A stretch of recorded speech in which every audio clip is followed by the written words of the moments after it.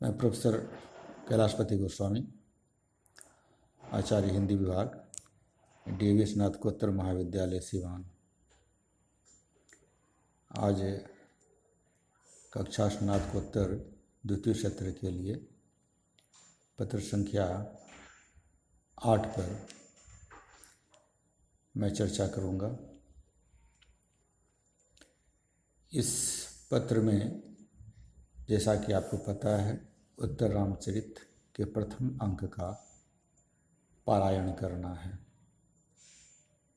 यह अंक चूँकि कुछ लंबा है और उसमें संवाद संख्या भी अधिक है, इसलिए हमने प्रत्येक कक्षा में 5-5 संवादों को, श्लोकों को देखने का और समझने का, उसकी व्याख्या करने का प्रयास किया है। पिछली कक्षा में हमने बताया था, चर्चा हुई थी कि जंबक अस्त्र जो भगवान कृशाश्व से कौशिक अर्थात विश्वामित्र जी को प्राप्त हुए थे और उन्होंने ताड़कावध के समय आर्य श्री राम को अनुग्रहपूर्वक दिए थे, उसको लक्ष्मण दिखा रहे हैं, देखने के लिए कह रहे हैं, राम भी कह रहे हैं देखने के लिए सीता जी को, और राम कह रहे हैं कि इस दिव्य अस्त्र को नमस्कार करो, सीता से कह रहे हैं। सीता आदरपूर्वक उस अस्त्र को नमस्कार करती है। इस 31वें श्लोक में या उक्ति में जो राम और सीता का संवाद है, इसमें सीता कहती हैं, नमो एदारणम एदाणम नम एतेभ्य, अर्थात इनको नमस्कार है। जब राम कहते हैं कि नमस्कार करो, तो सीता आदरपूर्वक उस अस्त्र का नमस्कार करती है। तो राम का संवाद है, सर्व भेदाणं त्वत्प्रसृतिमुपश्वास्यन्ति, अर्थात सब प्रकार से अब ये तुम्हारी संतान को प्राप्त होंगे। इस पर सीता कहती हैं, अनुगहीदन्मि अनुगृहीत्यास्मि, अर्थात मैं अनुगृहित हुई, मैं अनुगृहित हूँ, अर्थात मैं उपकृत हूँ। 32वां श्लोक है, लक्ष्मण और सीता के बीच संवाद है। लक्ष्मण कहते हैं,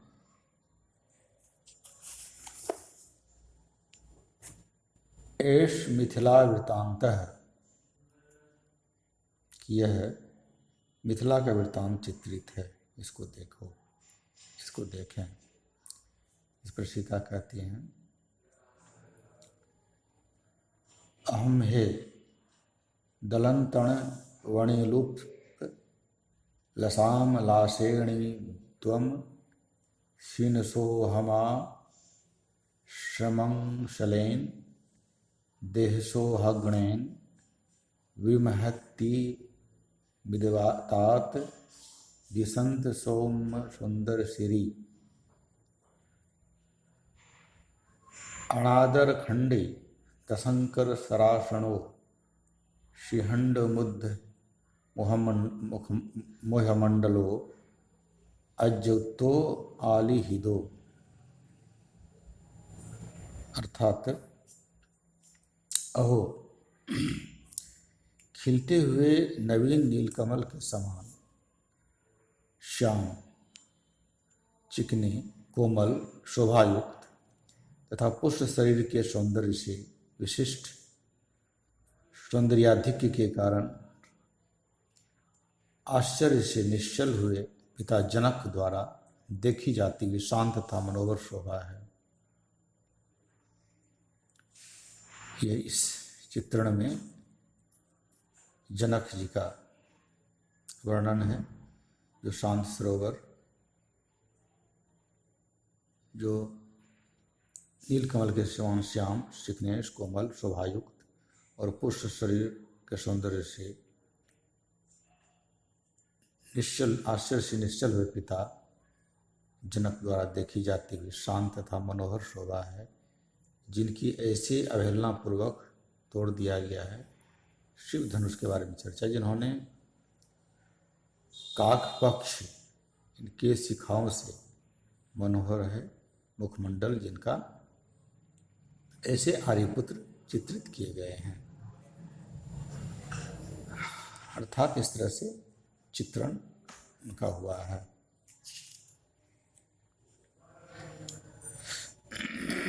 33वां संवाद है लक्ष्मण का। आर्ये पश्य, पश्य अर्थात आर्ये देखो देखो, संबंधिनो वशिष्ठादीने तातस्त वार्चति गौतमस्य शतानंदो जनकानां पुरोहितः। अर्थात आर्य देखो देखो, ये तुम्हारे पिता हैं, तुम्हारे पिता दशरथ आदि संबंधियों को पूज रहे हैं तथा जनक वंश के पुरोहित गौतम के पुत्र शतानंद वशिष्ठ आदि को पूज रहे हैं। राम का संवाद है। द्रष्टव्यमेतत्, मेतम नहीं है, मेतत है, द्रष्टव्यमेतत् अर्थात यह दृश्य देखने योग्य है, बहुत सुंदर दृश्य है। वीर, यहाँ ध्यान देने वाली बात है कि वीर राघव ने इस श्लोक की व्याख्या इसी प्रकार की है, किंतु अधिकतर टीकाओं में इस श्लोक का अर्थ कुछ भिन्न प्रकार से दिया गया है। जैसे कि तुम्हारे पिता तथा जनक वंश के पुरोहित गौतम शतानन वशिष्ठ आदि संबंधियों की पूजा कर रहे हैं।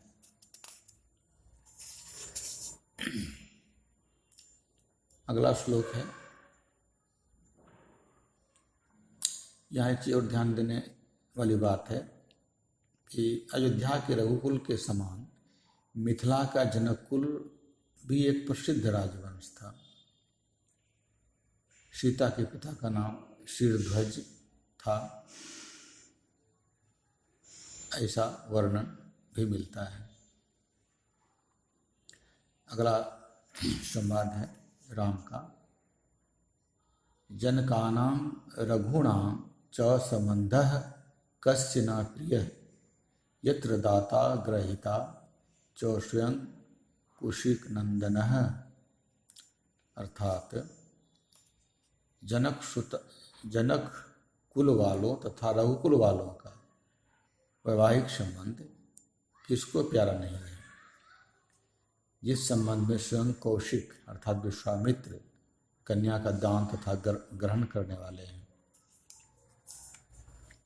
यहाँ ध्यान देने योग्य वाली बात है, ध्यातव्य है कि दाता और ग्रहीता, एक देने वाला, दान देने वाला और एक ग्रहण करने वाला। दाता अर्थात कन्या को दान करने वाला और ग्रहीता अर्थात कन्या को पुत्र वधू के रूप में ग्रहण करने वाला। दाता यहाँ पर जनक हैं, राजा जनक, और ग्रहीता हैं, कन्या को पुत्र वधू के रूप में ग्रहण करने वाले हैं राजा दशरथ। विश्वामित्र इन दोनों कुलों के पूज्य थे और उनकी आज्ञा से ही राम ने धनुष तोड़कर सीता को वरा था, विवाहना स्वीकार किया था। और जनक कन्यादान को तत्पर भी हुए थे, इसीलिए उन्हें उपाचारात दाता और गृहता कहा गया है। अर्थात विश्वामित्र को, गुरु को, दोनों कुल के गुरु हैं इसलिए उनको दाता और गृहता दोनों कहा गया है। इस 35वें और आज के इस अंतिम संवाद में सीता और राम का संवाद है। सीता कहती है एदे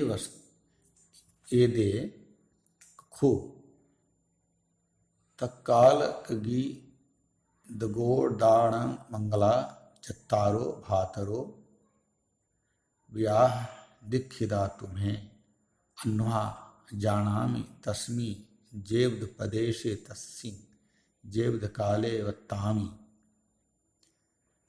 अर्थात एते खलु तत्काल कृत गोदान मंगलाश्वत्वारो भ्रातरो विवाह दीक्षिता यूयम अहो जानामि तस्मिनेव प्रदेशे तस्मिनेव काले वर्ते। इस पर राम कहते हैं एवं, अर्थात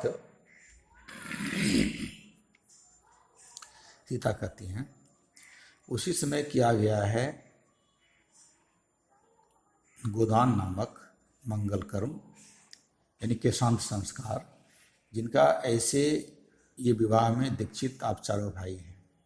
अहो, मुझे लग रहा है कि मैं उसी प्रदेश में तथा उसी काल में वर्तमान हूँ। इस पर राम कहते हैं एवं, हाँ, जैसा आप कहते हैं वैसा ही है।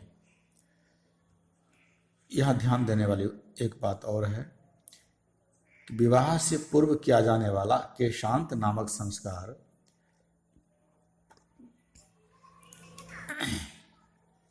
केशांतश्चैव षोडशे, गो शब्द का एक अर्थ लोम भी होता है। केशांत नामक संस्कार है जो विवाह से पूर्व किया जाता है। मनुस्मृति के अनुसार यह संस्कार ब्राह्मण का 16वें वर्ष में, क्षत्रिय का 22वें वर्ष में तथा वैश्य का 24वें वर्ष में किया जाना चाहिए। याज्ञवल्क भी कहते हैं, यही कहते हैं, केशांतश्चैव षोडशे, अर्थात 16वें वर्ष में केशांत संस्कार किया जाना चाहिए। इस प्रकार से आज का यह ऑनलाइन वर्गाध्यापन यही संपन्न होता है। अगली कक्षा के लिए धन्यवाद।